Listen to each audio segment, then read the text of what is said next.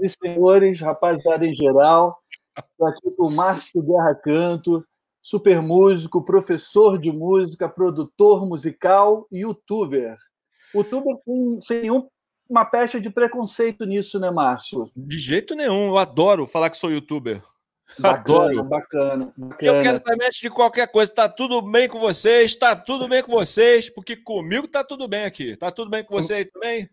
Comigo tá tudo bem também, sempre. Ainda mais batendo um papo com um cara bacana como você, tem que estar tudo bem. Tem que estar tudo bem. Márcio, você tem uma base já de assinantes ali, né? No seu canal, já passa de 1 milhão de inscritos e tal, que é um número super considerável, bacana. E ainda eu aqui no meu espaço, eu tenho algumas pessoas que podem ainda não te conhecer. Daí eu vou puxar mais para esse lado agora, para te apresentar. Sim. Carioca, morando nos Estados Unidos desde quando? Eu vim no final de 2013, então considera 2014. 2013, 2014. Cheguei aqui no Natal, dia 24 de dezembro de 2013. Para quem quiser saber como o Márcio foi parar nos Estados Unidos, tem que acessar o canal dele ali, ouvir a história dele e da Kika, que eles contam essa história de forma muito bacana e vão saber tudo. Uma história em 7 capítulos. Em 7 capítulos. A nossa história dá um filme. A gente fez lá uma playlist, uma história com 7 capítulos, bem bacana. E dá um filme, é uma história de amor, né? Total. Márcio, então, assim, conversando com o músico, eu quero perguntar para ele a sua formação musical. Quando você começou a se envolver com música, se dedicar à música? Cara, eu comecei... A música surgiu para mim, assim, foi tudo muito rápido. Eu estava jogando bola e, sabe, criança, eu queria ser jogador de futebol, aquelas coisas. Estava jogando bola e passou um amigo meu, porque nessa época você estudava música na escola municipal. E passou um amigo meu com a flauta doce. Eu não me lembro exatamente o que aconteceu. Eu sei que na hora que eu ouvi aquele som, eu parei tudo que eu estava fazendo, eu fui atrás dele, eu queria que ele me mostrasse, eu quero tocar, me ensina a tocar uma música. Foi um negócio desesperador. Aí eu pedi para alguém me emprestar uma flauta. Falei, alguém tem uma flauta em casa? Eu quero uma flauta. Algum amigo meu tem que ter uma flauta para eu poder tocar. Eu consegui uma flauta dentro do prédio, né? Com um amigo. Vai no fulano do 200 e tal, que ele tem. Aí eu fui lá, peguei a flauta dele e no dia seguinte eu já estava tocando assim na rua, aquelas coisas, Asa Branca, tocando umas musiquinhas assim mais facinho, ficava andando na rua o dia inteiro, Escravo de Jó, o dia inteiro no meio da rua. Eu voltava da escola, eu ainda não fazia aula de música na escola, porque essa aula de música ela começava na 5ª série, eu estava na 4ª série. E não tinha aula de música. E é por isso que eu fiquei tão espantado com esse meu amigo, porque ele estava voltando da escola e eu estava jogando bola, porque eu estudava de manhã e ele estudava à tarde. E quando ele chegou, eu vi aquela flauta, eu fiquei louco. Então eu estava doido para chegar o ano seguinte para eu estudar flauta na escola. Então quando eu cheguei na aula de flauta da escola, eu já estava tocando muito, assim, já era normal para mim tocar flauta, ler aqueles livrinhos para criança, né, com partitura. Então, eu já cheguei na escola de música assim, no ginásio, né? Já cheguei assim. E aí a minha professora falou, por que você não vai estudar música no Vila Lobos, né? Foi a indicação da época. E aí eu cheguei para ela e falei assim, professor, é o seguinte, eu adoro música e eu estudo aqui nessa escola por obrigação. Eu não vou fazer por obrigação uma coisa que eu faço porque eu gosto. Com prazer. Ou seja, totalmente maluco, né? Eu falei, não vou para a escola de música para ter mais uma obrigação no meu dia a dia. Eu vou ficar aqui tocando minha flauta. Enfim, aí um dia essa minha professora chegou atrasada. Eu esqueci de falar uma coisa. Isso é no Rio de Janeiro, na URCA.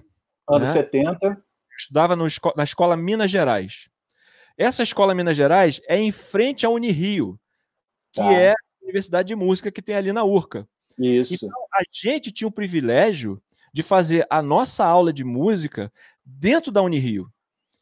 Então, a gente não tinha aquela aula de música dentro da escola. A gente atravessava a rua, ia com a professora de música até a Unirio, passando por aqueles corredores, ouvindo oboé, piano, o pessoal da dança, o pessoal do balé, o tempo todo, violinos, violoncelos. Enquanto você está indo para a sua sala, você passava por tudo isso, né? Por toda essa formação de música. Então, aquilo tudo mexeu muito com a minha cabeça.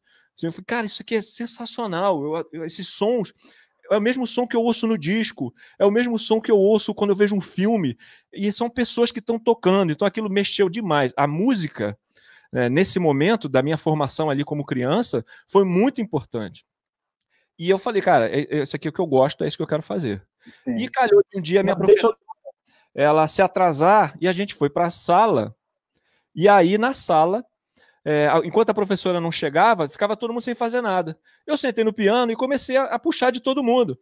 Vamos aí, galera. Qual foi a aula que a gente fez? Qual é o dever de casa? Vamos tocar aí. Eu começava a tocar no piano pro pessoal ir acertando a flauta lá. Não, não é essa nota não, é essa aqui. Vamos lá de novo, todo mundo. Quando ela chegou na sala, ela me viu dando aula de música dentro da aula dela. E aí, mais uma vez... Quantos anos isso?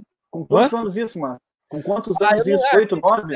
É por aí. Eu não sei, não me lembro quantos anos era, mas era por aí. Então mas você começou na flauta doce, então, de ouvido, piano. Sim. Também. Foi, Uhum.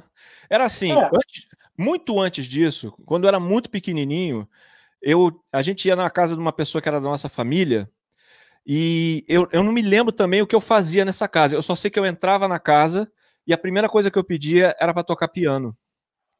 Então, assim, a gente ia para essa casa, mas eu não me lembro de interagir com as pessoas. Eu acho que eu entrava na casa, ia para o piano e ficava lá, tocando qualquer coisa, brincando, assim, nenhuma música de fato, mas eu ficava ouvindo os sons, assim, né, tentando organizar as coisas e tal. E toda vez que eu ia nessa casa, eu não lembro das pessoas, eu não lembro nada da casa, eu não me lembro dos cômodos da casa, eu só lembro do piano. Porque eu, muito pequeno, eu só fazia isso. Sim. Então, quando e era aquele piano de cauda ou aquele de armário? Não, piano de armário, aquele pianinho encostado na parede, assim. Sim.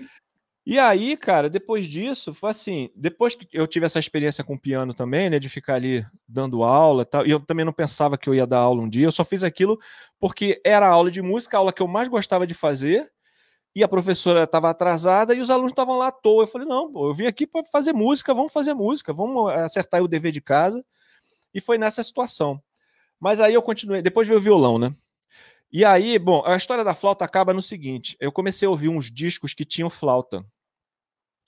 E aí, a minha flauta, eu tocava a mesma música que eu estava ouvindo, mas era em outro tom, entendeu? Então, quando eu pegava o livrinho para ler, aquela flauta em dó maior, aquela coisa toda, estava escrito de um jeito. Aí eu tocava a música, eu ouvia a música e falava, cara, tá perfeito isso aqui, eu vou tocar junto com o disco. Aí quando eu botava o disco, era outro tom. E eu não sabia, eu falei, cara, eu tô tocando um negócio que tá certo. Quando eu boto junto fica ruim. Aí que eu comecei a pensar nesse negócio de tonalidade. Comecei a achar a flauta um instrumento muito limitado, porque só fica num tom, então é muito limitado. Aí meu pai tinha um violão em casa. E aí foi no violão do meu pai que eu comecei a fazer a mesma coisa que eu fazia na flauta, tocar asa branca, aquelas coisas todas, melodia, só que ali eu tinha vários tons. Então eu ia procurando o tom junto com o disco, aí eu afinava o violão assim, eu botava um disco lá e esse disco aqui, esse primeiro acorde é Ré. Aí eu pegava e afinava o Ré do meu violão, esse aqui é o Ré, agora afinava o resto. E assim foi, e comecei a tocar violão assim. Que barato, que barato. Tudo sozinho, tu não tinha um professor para te ensinar as notas, a maneira e tal? Eu cheguei a ter uma aula com um professor, mas assim, ele chegou lá em casa para dar aula, o violão que eu tinha, eu não sei porque esse violão, eu acho que era do meu pai, mas ele estava com corda de aço, eu acho que eu troquei, botei corda de aço, eu não me lembro o que foi. Eu sei que na hora que ele foi afinar, ele arrebentou as 3 cordas do meu violão, na primeira aula. E aí eu fiquei, pô, tá bom, aí só tinha o dele, né? Sim. E o violão dele, ele tinha uma corda de nylon, aquela corda branca, era muito grossa, e aquilo machucava demais meus dedos. Então não foi uma experiência boa, não. Mas eu continuei atrás, eu via meus amigos tocando, o pessoal mais velho tocando assim na garagem, eu descia para olhar, eu ficava decorando os dedos, né, que eles colocavam.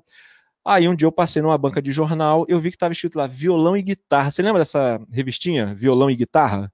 Lembro. Comprei algumas. Eu não estou ouvindo você. Então, não, eu tô falando, comprei algumas. Eu conheço a violão e guitarra. Pois é, aí eu peguei essa violão e guitarra, comecei a abrir e comecei a devorar aquilo, cara. Direto, assim. Eu falei, caramba, que maneiro.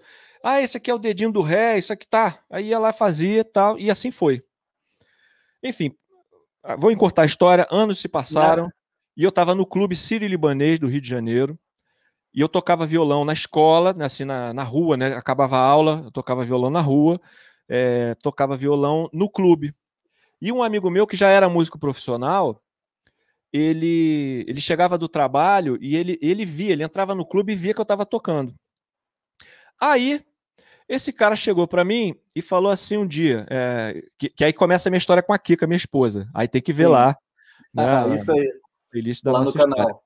Então, acontece o seguinte, anos se passaram, eu não fui estudar música na escola, e esse ano é 1987. Em 1987, eu estava indo viajar, esse meu amigo me chama pelo telefone, aquele telefone discado, dentro de casa, eu estava na porta do elevador e o telefone dentro de casa tocando. Eu fico, caramba, não vou atender, vou embora. Aí o elevador demorou, o telefone ficou tocando, eu vi que a pessoa estava insistindo tanto que eu achei que era algo importante mesmo. Sim. Aí eu fui atender o telefone, esse meu amigo falou o seguinte, Márcio, o baixista da minha banda amarelou, ele tá com medo de tocar e ele saiu da banda. O show é sexta-feira que vem. Quer tocar com a gente? Eu falei, pô, mas eu não sei nem tocar baixo. Ele falou, sabe sim, cara, eu já vi você tocando violão, você sabe sim. Eu falei, cara, mas eu nem tenho baixo, não tem problema, a gente arruma um baixo. O cara me convenceu de todo jeito que eu tinha que tocar naquela banda. Tá bom. Então vou fazer o seguinte, eu vou viajar agora. Quando eu voltar segunda-feira, a gente começa. Ele, não, a gente vai ensaiar agora. Desmarca a viagem aí e tal. Quer dizer, uma viagem que eu estava esperando, enfim, tudo combinado com a galera. Tudo planejado. O cara conseguiu me convencer. Falou, Márcio, eu vou passar aí na tua casa agora. Ele fez de tudo para eu não desistir.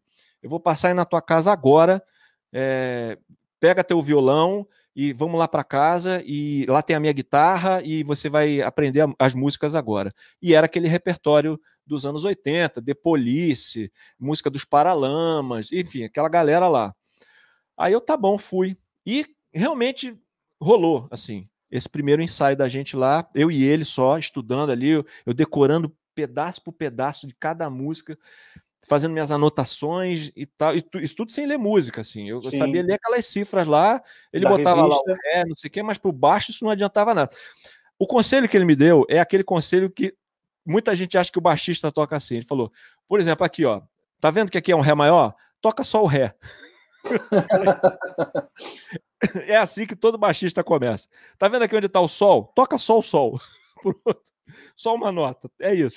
Simplifica. Aí, eu vi que não era isso. Tinha umas linhas de baixo e tal, Paralamas, inclusive, né? Meu erro, tem uma linha de baixo bem bacana. Enfim, fui aprendendo. E em uma semana, foram, na verdade, 3 ou 4 ensaios que a gente teve, veio o primeiro show. E foi nesse primeiro show que eu conheci a Kika, minha esposa. Que loucura. Olha só. E foi aí. A história tem que ver lá no teu canal, que é super bacana, que é muito boa. Então, a minha estreia na música, tocando com banda, também foi o dia que eu conheci a Kika. E a gente tá casado até hoje. Quer dizer, a gente não casou naquela época. Sim, mas sim. Tá junto até hoje. Bacana. E tu entrou, foi uma prova de fogo, né? Que bom que você tinha esse dom do ouvido musical, né? Já tinha essa tendência à música e um bom ouvido. Isso te facilitou de certo. Eu também era muito curioso, cara. Eu não deixava para depois. Eu era muito curioso. Eu queria saber, não, essa linha de baixo eu tenho que tirar.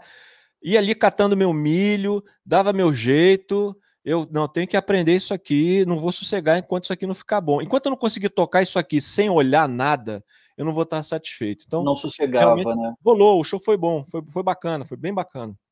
Todo calcado nesse repertório ali dos anos 80, então você também já tinha familiaridade, né, com os tipos de som, né? Isso também acho que facilita um pouco. Sim, claro. Você já tem aquela ideia ali e tal, aquela memória musical para aquilo ali. Memória musical que você sempre fala, né? Você já está acostumado com aquela música, né?